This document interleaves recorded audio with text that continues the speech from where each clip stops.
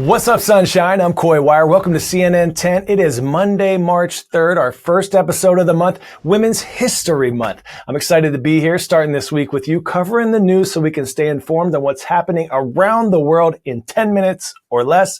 Let's get started. Today we start in Ukraine, where a deal allowing the U.S. access to Ukraine's rare earth and critical minerals is on hold after a tense meeting unfolded in the Oval Office at the White House on Friday. The meeting between U.S. President Donald Trump and Ukrainian President Volodymyr Zelensky was meant to reset an already strained relationship between the two, and there were high hopes that strengthening the alliance between the two countries would mean steps towards strengthening Ukraine's chances of ending their war with invading Russia. Instead, this meeting was cut short after a heated conversation, and a deal was left unsigned. The bilateral agreement between the two countries would have been the first of its kind. It's set up to have Ukraine and the United States jointly investing in harnessing Ukraine's critical minerals and other valuable resources, in part to help rebuild the country after 3 years of Russia's full-scale invasion and war. So what are rare earth and critical minerals? Our Anna Stewart quickly walks us through what these minerals are and why they're so important. Rare earths are a group of 17 elements which can be useful for electronics, clean energy technologies, and some weapons systems. But Ukraine doesn't have globally significant deposits of rare earth minerals. What Ukraine does have is a lot of other critical minerals. So what are some of these good for? Well, the US lists 50 minerals that are critical. This includes titanium and zirconium, which is useful for aviation and the space industry, including for defense. Graphite is a key component for EV batteries and nuclear reactors, and lithium is needed for rechargeable batteries. Now, beyond all this being very useful, the US also wants more rare earths and other critical minerals, as it's an area China has been dominating for years. According to the Ukrainian government, Ukraine has deposits of 22 out of 50 minerals deemed critical to the US. It's unclear which of these minerals and how much of them are actually in this proposed deal. Many of these resources are expensive to mine, and some are currently in Russian-occupied areas. Extracting, processing, and refining these types of minerals can be very expensive and time-consuming. In Ukraine, the work is further complicated by the ongoing fighting that makes mining even riskier. And the amount of mineral wealth in Ukraine is unclear. Resource mapping hasn't been updated there for decades, with officials and analysts relying on dated Soviet-era mapping. The idea of leveraging Ukraine's resources was originally part of President Zelensky's victory plan for steps to end the war. President Trump initially wanted a $500 billion share of Ukraine's minerals to recoup military and humanitarian aid the U.S. provided in the war effort. It was rejected by his Ukrainian counterpart. While the new framework for the deal leaves some details to be determined, it would set up a joint reconstruction investment fund with U.S. and Ukraine ownership. The fund would give the U.S. access to part of Ukraine's mineral wealth while helping to boost development in the country. Now, it's unclear now whether the two parties will sign a deal, and much hangs in the balance for Ukrainians still at war with Russia. CNN's Nick Payton-Walsh visited a titanium mine in Ukraine to show us how the critical mineral is being unearthed there. We very much need rare earth. They have great rare earth. A moonshot for Ukraine's survival. Talking peace suddenly means talking about places like here, this lunar landscape. A titanium mine struggling under the Russian bombardment of Ukraine's power grid, sometimes with only 3 hours power a day. Зараз ми не знаємо, як буде відбуватися наша робота навіть завтра, бо щодня ми бачимо, як руйнується енергосистема України. І наше підприємство зараз дуже нестабільне, і це приводить до дуже високої собівартості нашої продукції. $500 billion. That was the sum that President Trump initially thought Ukraine might be able to pay back to the United States, in his words. And here you get a sense of the challenge, really, because this place, potential is certainly there, but they say they desperately need investment. These machines are so old. And yes, so they say they would welcome American money.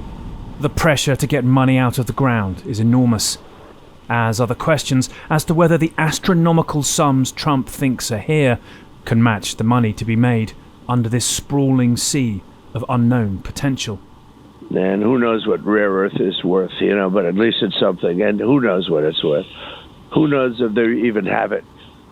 It was, at first, Ukraine's idea. President Zelensky selling their mineral wealth in November, perhaps too successfully, as part of a victory plan for more aid, showing reporters' maps here. They claim 7% global production of titanium.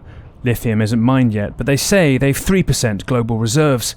They say they're in the top 5 of graphite reserves and have some actual rare earth metals. The initial framework deal doesn't specify what it covers, mentioning only relevant resource assets that will be further described in another agreement. Yet the White House has been specific about some resources. There's a foundry that processes aluminum in Ukraine. It's been damaged. It's not at its current capacity.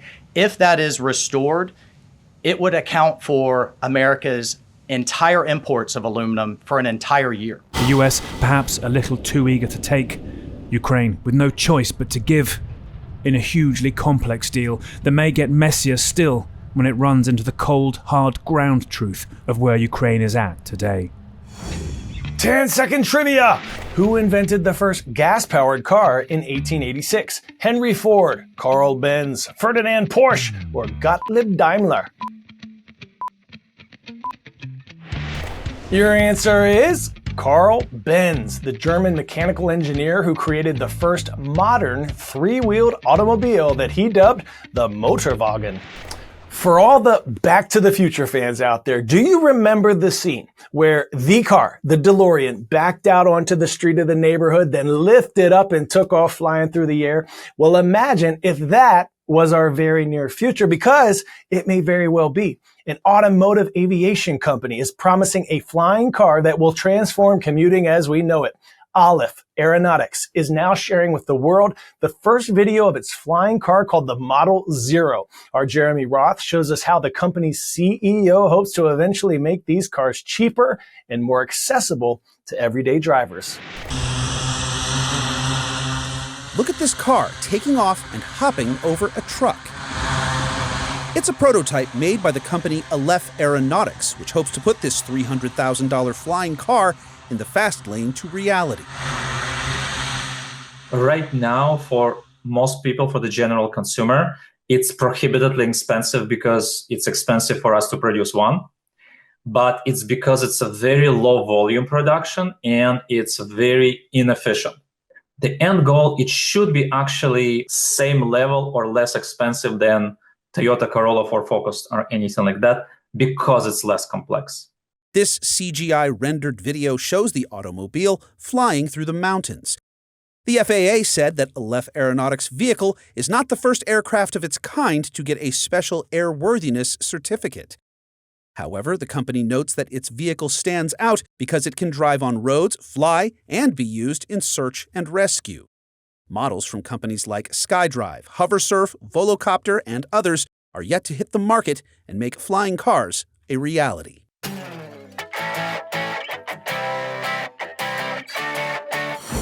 Today's story getting a 10 out of 10 is one super pod of thousands of dolphins.